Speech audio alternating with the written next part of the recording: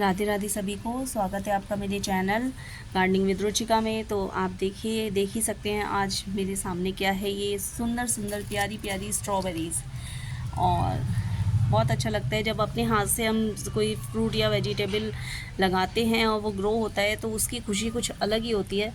तो आज मुझे बहुत ही अच्छा लग रहा है, तो अपनी इस खुशी को मैं आप लोगों के साथ में शेयर करने के लिए आ गई हूँ।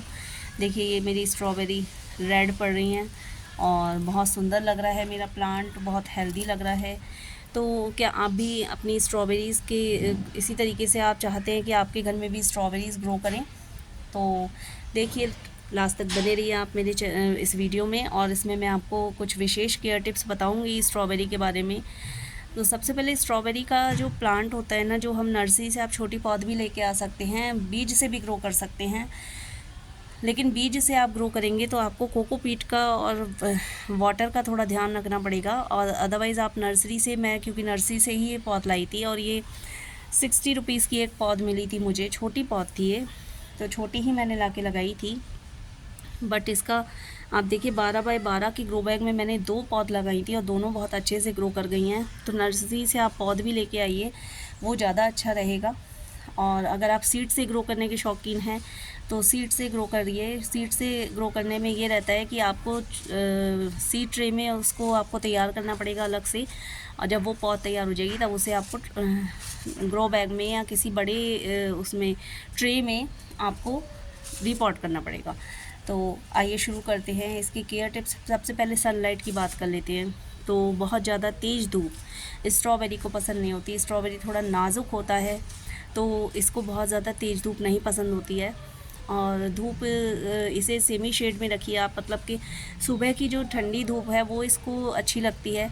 और इस समय जैसे कि अब मार्च में थोड़ा अब गर्मी सी शुरुआत हो चुकी है, तो अभी तो हमारे यहाँ मिक्स चल रहा है, कभी बारिश हो रही है कभी धूप निकल रही है। तो इसमें हमें ये ध्यान रखना है कि एक तो हमें पानी बहुत ज़्यादा नहीं देना, क्योंकि स्ट्रॉबेरी ज़्यादा पानी देने पर उसकी पौधा ख़राब होने लगता है, उसकी रूट्स गलने लगती हैं। जैसा कि आप देख सकते हैं, मैं इसको 1-2 दिन नहीं आ पाई देखने के लिए कि ये बारिश में से मैंने नहीं हटाया, तो इस तरीके से इसका जो पौधा है ना वो थोड़ा सा ख़राब सा होना शुरू हुआ है। अभी जस्ट मैं इसकी केयर कर दूँगी तो ये ठीक हो जाएगा। तो बहुत ज़्यादा पानी नहीं होना चाहिए। आपका जो ग्रो बैग हो या गमला हो, उसमें ड्रेनेज होल बहुत अच्छे हों। सॉइल मिक्स इसके लिए बहुत अच्छा तैयार करना है आपको। सॉइल मिक्स ऐसा होना चाहिए जो कि पोरस हो, उसमें पानी ना रुके। तो सॉइल मिक्स के लिए आप ले सकते हैं 50% आप लीजिए गार्डन सॉइल, 50% आप लीजिए इसमें वर्मी कंपोस्ट। और ये मैंने तो यही 2 चीज़ें मैं बताती हूँ, मैंने इनके अलावा और कुछ नहीं डाला इसमें। बस मैंने वर्मी कंपोस्ट और गार्डन सॉइल में ही इसे लगाया है, और रिज़ल्ट आपके सामने है। बाकी जैसा कि काफ़ी लोग बताते हैं कि आप इसमें जो है वो राइस हस्क भी यूज़ कर सकते हैं। आप इसमें अदर जो फर्टिलाइज़र है, जैसे सीवीड ग्रैन्यूल्स बहुत लोग यूज़ करते हैं, तो सीवीड ग्रैन्यूल्स मैं भी यूज़ करती हूँ, बट फ़िलहाल उस समय मेरे पास अवेलेबल नहीं था, तो मैंने इसे गार्डन सॉइल और वर्मी कंपोस्ट में लगा दिया था। तो गार्डन सॉइल जो होती है वो कई तरह की मिलती है। तो गार्डन सॉइल आप ऐसी लीजिए जिसमें अच्छा, मतलब थोड़ा रेत मिला हुआ जो गार्डन सॉइल आता है, नर्सरीज़ में अवेलेबल होती है सॉइल। आजकल शहरों में सॉइल जो है वो नहीं मिल पाती, नर्सरीज़ वाले अवेलेबल करा देते हैं।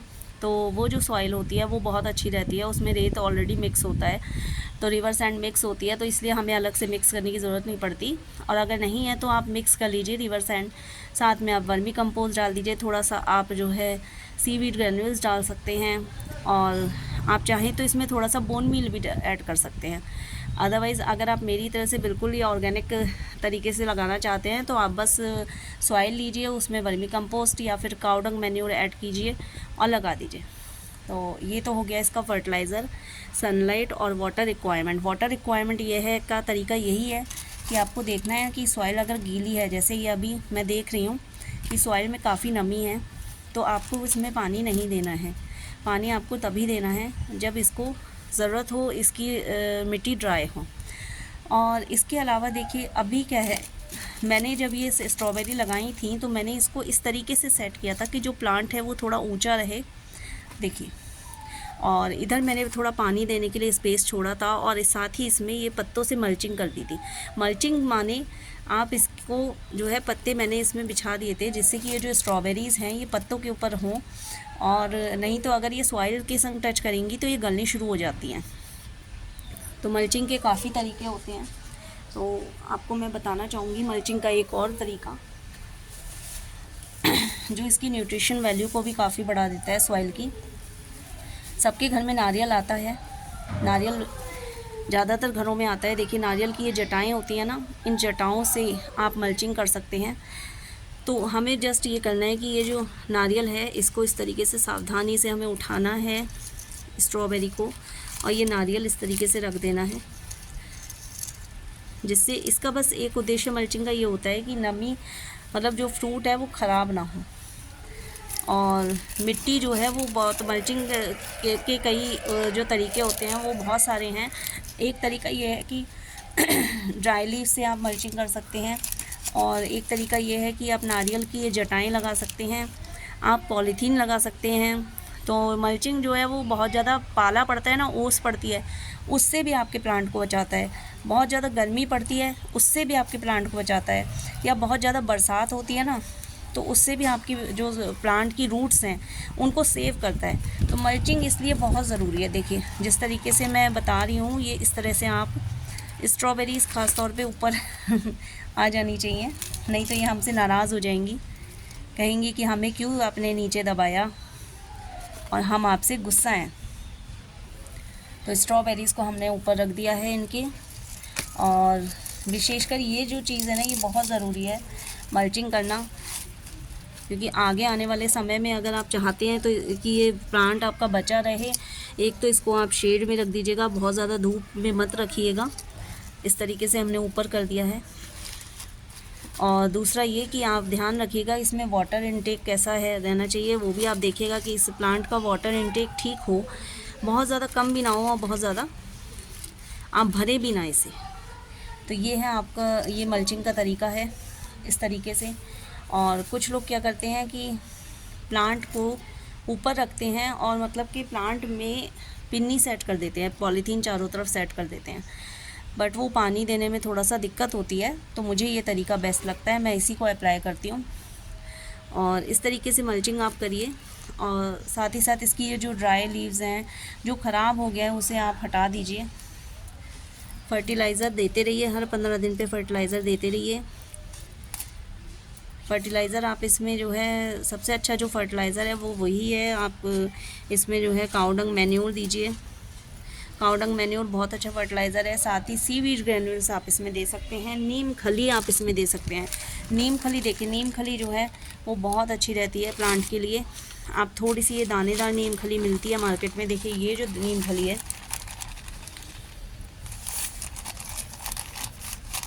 ये नीम खली बहुत अच्छी होती है, दाने वाली नीम खली बहुत अच्छी होती है। मैं अपने रोज़ प्लांट में भी इसे यूज़ करती हूँ, और देखिए मेरे रोज़ प्लांट में कितना सुंदर रोज़ है, ये देखिए।